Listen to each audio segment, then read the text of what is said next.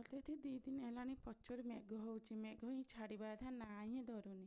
ଆପଣଙ୍କ ଆଡ଼େ ମେଘ ହେଉଛି ନା ନାହିଁ ମୁଁ ତ ଜାଣିନି।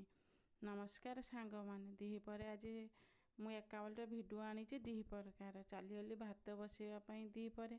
ଯେହେତୁ ଡେରି ହେଇଗଲାଣି ଭାତ ସେଥିପାଇଁ ମୁଁ ଆଗେ ବସାଇଦେଲି। ଭାତ ବସାଇ ସାରିଲା ପରେ ବାବୁ ବି ପଳେଇ ଆଇବେ ପୂଜା କରିତେ, 1 ବେଳକୁ ଆଇଲେ ସେ ଖାଇବେ।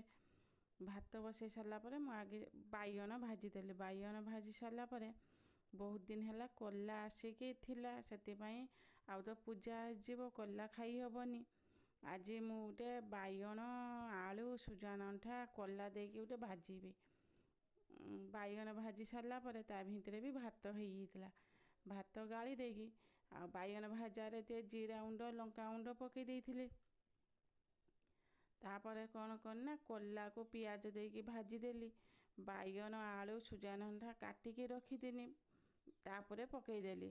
ଦେଖନ୍ତୁ ଭଜାଟା ଆମର କେତେ ସୁନ୍ଦର ହେଇଛି। ଆପଣ ଏମିତି ଥରେ ଭଜା ଭାଜିକି ଖାଆନ୍ତୁ, ବହୁତ ଭଲ ଲାଗିବ। ମୋତେ ତ ବହୁତ ଭଲ ଲାଗେ, ଆପଣମାନଙ୍କୁ କେମିତି ଲାଗିବ ସେଟା ବି ମୁଁ କହିପାରିବିନି। ଆପଣ ଥରେ ବନେଇକି ଖାଆନ୍ତୁ, ଯଦି ଭଲ ଲାଗିଲା ତାହେଲେ ନେକ୍ସଟ ଟାଇମ୍ କରିକି ଖାଇବେ।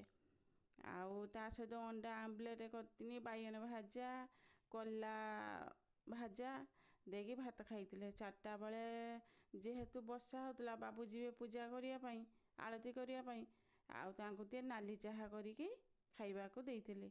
ରହିଲି, ଜୟ ଜଗନ୍ନାଥ।